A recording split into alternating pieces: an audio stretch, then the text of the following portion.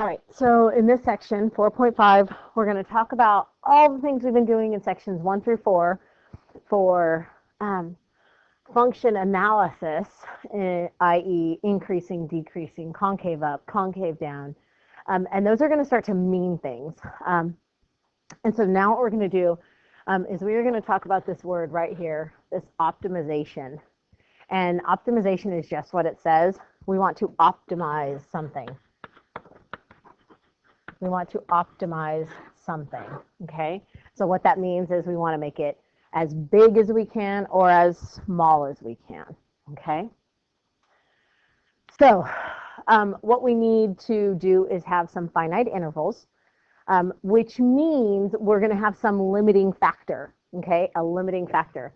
So finite and closed.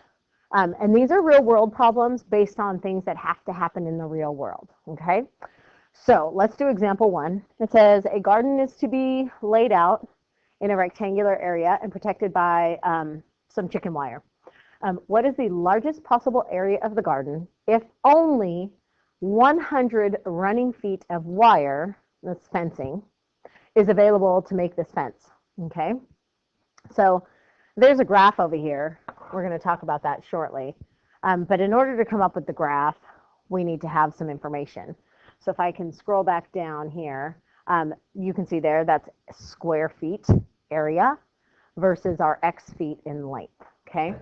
And if I know nothing else, I have some sort of graph here. It's telling me that I have some limiting factor. So clearly, if I get numbers beyond 0 or 50, I've got some issues. But they're also telling me, based on this curve, that I know where my maximum should occur, okay? That would be the maximum area. If I look at the picture, I can also see that it looks like it's a parabolic in nature for sure. And they're telling me that they know that the maximum is going to occur at 25. They're pointing that out to me. So that's a hint, hint, hint. If I get a number starkly different, significantly different, I'm going to want to take a look at my work. Okay, so I'm looking for maximum area. And here's where I get this largest possible area. So in order to find a maximum, how did I find a maximum or minimum in sections 1 through 3? How did I find it? Say it, say it. I take the derivative, correct? Well, I have to take the derivative with respect to something, so I'm going to need some other letter, okay? Well, the area of a rectangle is going to tell me I'm looking at this, okay? So length times width. And I'm using a funky pen, so sorry. Okay, so length times width. And, okay, and then I'm told here I only have 100 running feet of wire to make the fence. So if I draw a little picture to myself, and I say I'm looking for some rectangular space, okay? So I'm looking for some rectangular space. And I know that this rectangular space is rectangular, so my opposite sides are the same. And total to cover that is 100. So I can come up with another formula, because right now I don't know length or width. But I can say, well, I know that the length around something is called a perimeter. And so I have that. I also know that the maximum I can have there is that. Okay, so with that being said, I want to now take a look at, okay, well, I need to solve for a letter because I have to decide what I'm going to differentiate with respect to. So I'm going to go ahead and choose length because I don't know, I want to. So 100 minus 2w all over 2 is my length. So now I'm going to take this and I need to come over here and plug it in here. Okay, so now I'm going to have 100 minus 2w all over 2. It's okay, Miss Love. I don't mind background noise. Times w. We'll see who was listening. Bonus points. Who walked in during the lesson? Okay, so I'm going to now take the derivative of a, and now look at, I only have one variable. So now I can decide that I want to take the derivative of A with respect to W. Okay? So if I do that, I want to take the derivative of this. Audrey Anderson, please come to the front office. Audrey Anderson, please come to the front office. And I want to simplify that. Board is awesome. Our pen's amazing. Okay, so now this is my area formula in just regards to W. So I want to take the derivative of the area with respect to W. And I get 50 minus 2W. So in section 4.2 and 4.3, we said, hey, to find a max or min, we figure out where the first derivative is equal to 0. And if I solve for W, I'm going to get 25. And wouldn't that be awesome if that showed up? 25. Okay, so remember the graph? The graph from up here. Look at this. Oh, good work, good work. We have that W right there. So far, so good. We're on the right page. All right, so scroll back down. And now I'm going to take a look at my sign chart. So I'm going to put my sign chart at 25. And a number to the left. Miss Collins, probably not a good choice since you can't have 0 length, right? So let's go with 1. And then let's go with 30. And so when I take a look at this, so this is my sign chart for F prime. This is F prime. So when I plug in 1, I'm going to get a positive number. And when I plug in 30, I get a negative number. This tells me that my area is increasing until I get to 25. And after 25, my area is decreasing.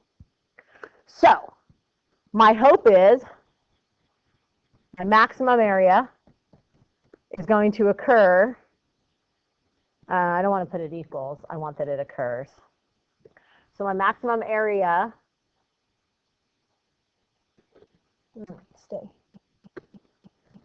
is at x equals 25. Okay, so remember your formula for area, because we're not done. We haven't actually answered the question. What is the maximum area?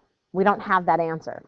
But you just know that it occurs at x equals 25, or, my bad, W equals 25. So area was length times width. But wait, I don't know L. So now I have to go back to the perimeter equation.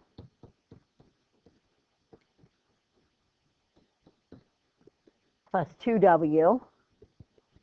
So 2L has to be 50, so L has to also be 25. So my area maximum is at 25 squared, which is equal to 625 square feet. Now, I'm coming up here. I want to look at the graph, and I want to see that this number right here looks pretty darn close to 625. Okay, looks very, very close to 625.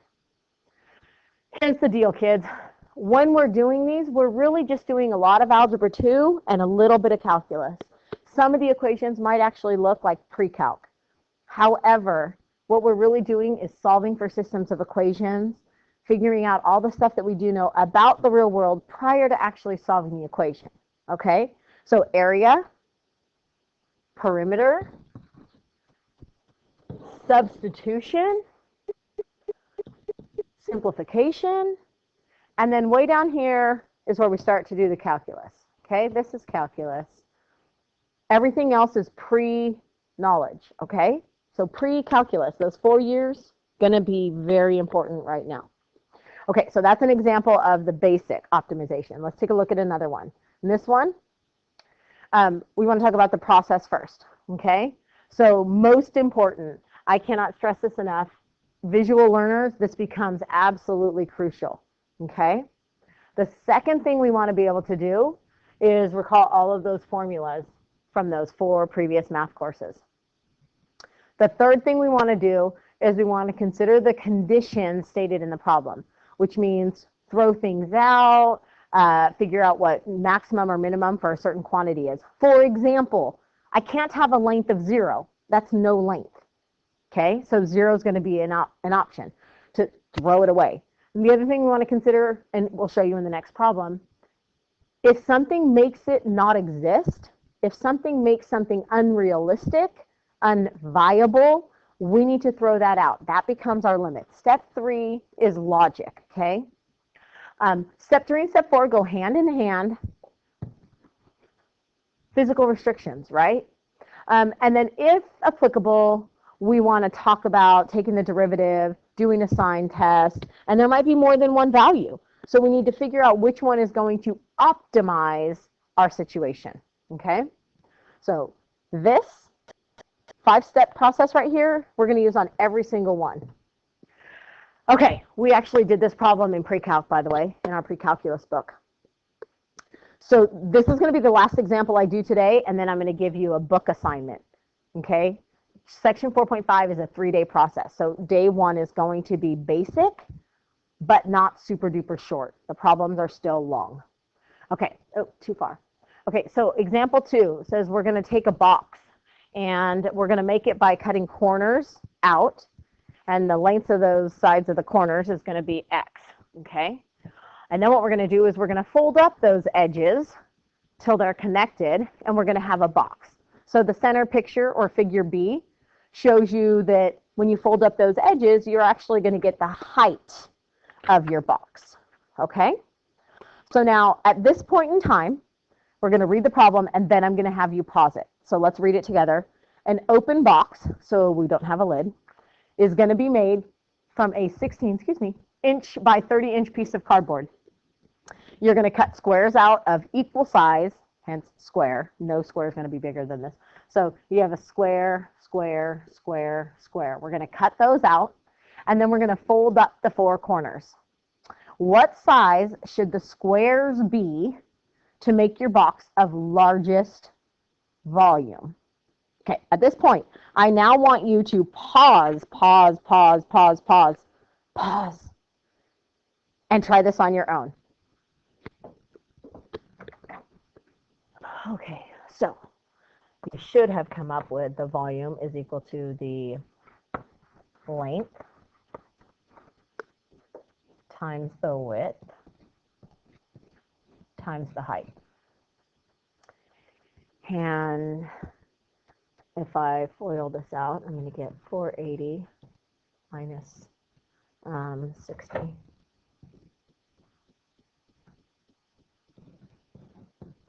minus 32x plus 4x squared. And then I'm going to take all of that and I'm going to multiply it by x, and I'm going to condense. And so you have paused this, so now you're hearing me work through this problem. You should only be listening to me right now to check your work, okay? Check your work. Your work should be done. If you have not done it, pause the tape now. Okay, sorry, I'm so excited about it. 480x minus, that would be 92x, so 92x squared plus 4x cubed. Okay, now, I should note that volume is a cubic quantity, and I have a cubic, so that's excellent. And in my head, I need to be thinking about a couple of things. And so I'm going to come up here, and in my head, I realize that x has to be less than 15, because at 15, the length of that side becomes 0. Furthermore, I have another restriction. X has to be less than 8, because I have an issue. Because on this side, if x is less than 8, my side doesn't exist. If it's greater than 8, I should say. So abort. If x is greater than 8, that doesn't exist. If x is not less than 15, this side doesn't exist. And a height of x, well, clearly x has to be greater than 0. Okay? Now, I should be able to now look at this picture over here and see, well, they gave me the answer, kind of. But if I did some work on my calculator, I could generate this picture based on this function. And that's all great. That's fine. But here's the bigger issue. Notice they came up with the same domain restrictions I came up with. Notice anything between 8 and 15 will not work. And the reason is this becomes more defining than the larger number. It's a smaller window, and therefore you go with the smaller window. So because I want to find my maximum volume, I'm going to go ahead and derivatize the V. So I'm going to take the derivative of this. So the derivative of V with respect to X is going to be 480 minus 92X plus 12X squared. Oh, Miss Collins, you silly girl. You did not multiply correctly. I'll help you out. 92 times 184. 184. Yes, it is. And checking my math. Okay, so now here I am. And so are they all divisible by 12? No, they're all divisible by 4. So I'm going to go ahead and make this look a little prettier. I'm going to take out a 4. And I'm going to write it in descending order. So 3x squared minus 66 and plus 120. I believe that's correct.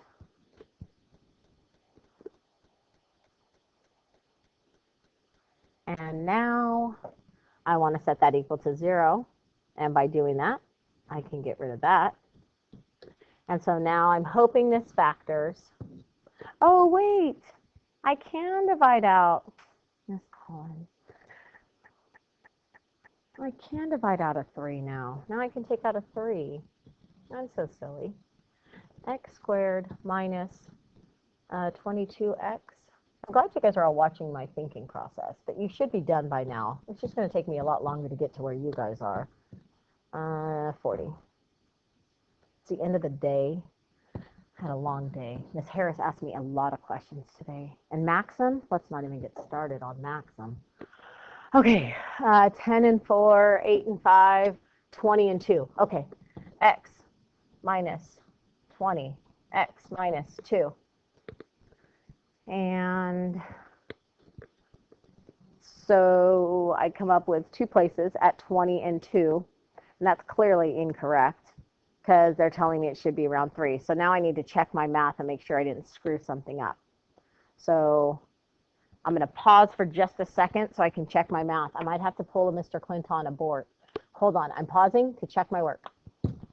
Okay, I found my error. I knew it didn't match my notes, and so now here I am. Okay, so here's my error.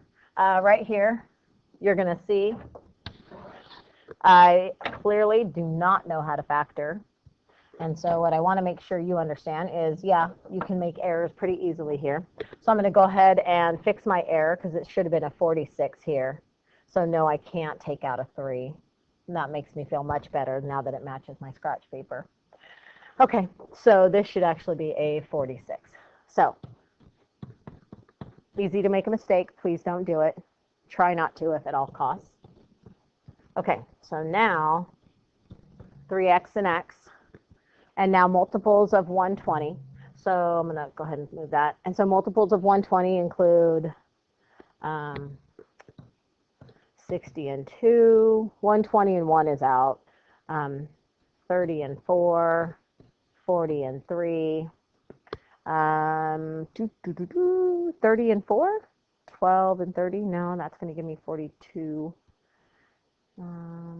Okay, so let's see. What about 5?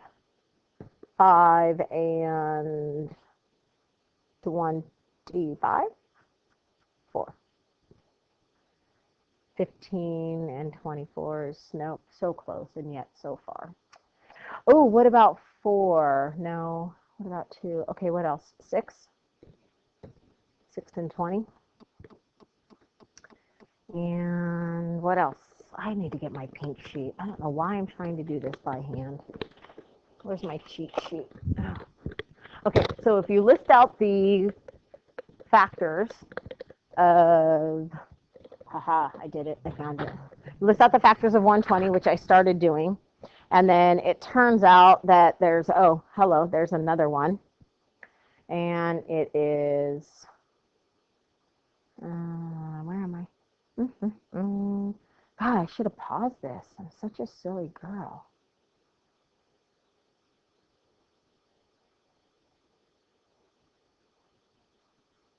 Oh, Did I? I did. Okay, my bad. So what's the other one? Oh, 10 and 12. Hello. 10 and 12.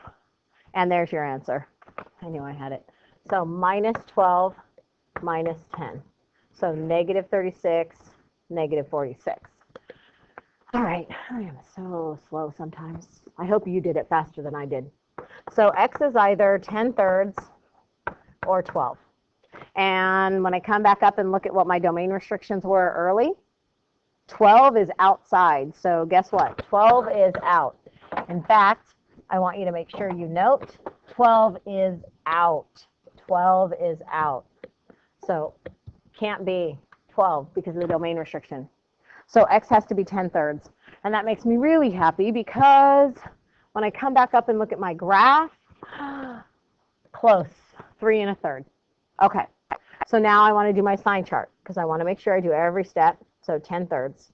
So I'm going to go ahead and choose 1 and 5. So I'm going to look here at this derivative. And if I plug in 5, I'm going to get a negative number. And if I plug in 1, I'm going to get a positive number because a negative times a negative is positive. So my sign chart is going from increasing to decreasing, which means a max, which also means at x equals 10/3, that's when I'm going to have my Vmax. So I want to come back up to my velocity my volume. I'm so excited for section 4.6 coming up. So my maximum volume was 30 minus 2 times 10/3, and 16 minus 2 times 10/3 times a height of 10/3. So 90/3 minus 20/3, and 48/3 minus 20/3 times 10/3. I'm doing this without a calculator. Hey, feel free at home on your own to do these with a calculator. You might not run into some of the math errors like I did. Again, cut me some slack. It's the end of the day. Well, I make them during the day anyway, so I guess it doesn't matter. I'm okay with that. So 700 times 28 all over 27, and really should use a calculator at this point. 56196 over 27. And that's going to be cubic feet. Let's come back to my units. Inches. Cubic inches. Okay? So that's the first two examples. Okay, the first two examples. So what I want you to do right now is stop the video, because if you keep going, there's no more video. The video will stop. But the notes are still there, so you're going to notice I've only done the first 3 pages, maybe 4 pages of the notes. I'm going to finish the video tomorrow after we've done some practice in class. So we're going to stop the video, and now you're going to go and do these problems. So this is going to be on page 283 to 284. And what you're going to do, it's actually mostly on 284. You're now going to go ahead and do numbers 3, 4, 5, and 6. I only want you to do 4 problems tonight, okay? Just 4. And what I want you to do is I want you to show me your equations, the formula. Make sure you take your derivative, and make sure you use appropriate notation, okay? Hopefully you'll actually come in with the answer. That'd be great if you could have the answer too. Happy if you have the answer, okay? That's on page 284, and you're only going to do numbers 3, 4, 5, and 6. All right. Again, bonus if you can tell me who walked in during the lesson. Peace out.